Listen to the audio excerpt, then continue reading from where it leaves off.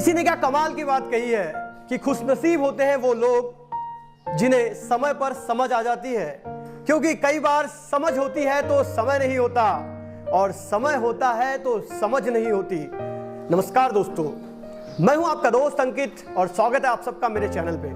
आज फिर हाजिर हूं मैं आपके सामने एक छोटी सी कहानी लेकर। कहानी छोटी लेकिन सीख बड़ी। ये कहानी एक राजा की है। एक राजा जो बहुत ही कीर्तिवान राजा है, लेकिन उस राजा की अब उम्र हो चली है और राजा की इच्छा है कि वो बहुत बड़ा समारोह करवाए अपने महल में, अपने राज्य में, और उस समारोह में वो आजू बाजू के राज्यों वालों को भी बुलाए, आजू बाजू के राज्यों के राजा को भी बुलाए। और एक दिन ऐसा आता है जब राजा अपने महल में एक समारोह रखता है और उस समारोह में वो आजू बाजू के राज्यों को बुलाता है और उस राज्य की बहुत ही प्रसिद्ध नर्तकी को बुलाता है और समारोह शुरू होता है। समारोह में रात में नर्तकी नृत्य करती है और सारे लोग उस नृत्य का आनंद लेते हैं। राजा अपने गुरुदेव को भी बुलाता है, राजा का पुत्र बैठा होता है, राजा की पुत्री बैठी होती है और आजू बाजू के राज्यों के राजा वहां बैठे होते हैं, नर्तकी के नृत्य का आनंद लेते रहते हैं।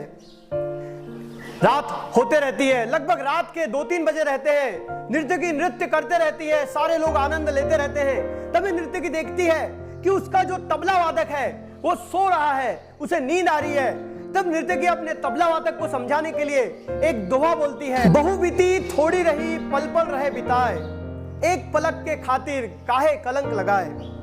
ये सुनने के बाद वो तबला वादक को समझ जाता है कि वो नर्तकी उसको बोल रही है, इसलिए वो अपनी नींद को भगाकर बहुत अच्छे से तबला बजाने लगता है। लेकिन नर्तकी के द्वारा बोले गए दोहे का हर कोई व्यक्ति अलग अलग मीनिंग लेता है। वहां बैठे राजा के गुरुदेव उठते हैं और राजा ने गुरुदेव को स्वर्ण मुद्रा दी होती है कि नर्तकी जब नृत्य करेंगी तो तुम उस पे वार देना। गुरुदेव उठते हैं और सारी स्वर्ण मुद्राएं उस नर्तकी को दे देते हैं। कुछ देर बाद राजा की पुत्री उठती है और गले का नेकलेस निकालकर उस नर्तकी को दे देती है। कुछ देर बाद राजा का पुत्र भी खड़ा होता है और बहुत सारी धन दौलत, जो सोने के सिक्के होते हैं पुत्र के पास राजा के, वो धन दौलत सोने सिक्के उस नर्तकी को दे देता है। और कुछ लोग उठते हैं और नर्तकी को और कुछ कुछ देने लगते हैं। यह देख राजा को थोड़ी सी चिढ़ लगती है और राजा सोचता है कि यह नर्तकी एक छोटा सा दोहा बोल के लोगों को लूट रही है, और इसीलिए वो राजा बीच में ही कार्यक्रम को रुकवाता है और नर्तकी को बोलता है, तुम ये क्या कर रही हो? तुम एक दोहा बोल के सारे लोगों को लूटने का प्रयास कर रहे हो। और राजा जब नर्तकी को बोलते रहता है तभी गुरुदेव खड़े होते हैं और राजा को चुप कर देते हैं और राजा से कहते हैं, वो जो बोल रही है, वो जो कर रही है, सही कर रही है।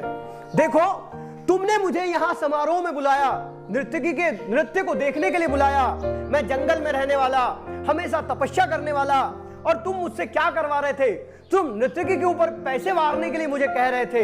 एक पाप मैं करने जा रहा था। इस नर्तकी ने मेरी आंखें खोल दी कि पूरी जिंदगी बीत गई अच्छे काम करते करते, और तू अंतिम समय में क्या कर रहा है? तो एक नृत्य करने वाली के ऊपर पैसे चढ़ा रहा है। उसके बाद उस राजा की पुत्री बोल बैठी है कि पिताजी, आप उस नर्तकी को कुछ मत कहिए, मेरी उम्र हो चली है, आप मेरी शादी नहीं करवा रहे हैं, इसलिए आज मैं आपके महावत के साथ भागकर शादी करने वाली थी।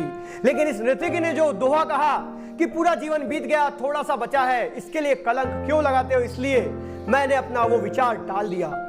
उसके बाद राजा का पुत्र बोल बैठा कि पिताजी, मैं भी बड़ा हो रहा हूं और मैं कब से सोच रहा हूं कि आपके जाने के बाद मैं राज सिंहासन पर बैठूंगा, लेकिन आप मुझे राजा नहीं बना रहे हैं। इसलिए मैंने अपने मित्रों के साथ आज ये योजना बनाई थी कि आज रात मैं तुम्हें मारकर राजा बन जाऊंगा। लेकिन इस नर्तकी की कही गई बात कि बहु बीती थोड़ी रही पल पल रही बिताए, एक पलक के खातिर काहे कलंक लगाए, और मेरी आंखें इसने खोल दी। राजा ये सब बातें सुनने के बाद राजा ने भी उस नर्तकी के दोहे पे विचार किया और अपनी पुत्री का विवाह कर दिया और अपने पुत्र को राजा बना दिया, और वो गुरुदेव पाप न करते हुए कमंडल लेकर अपने जंगल में वापस चले गए।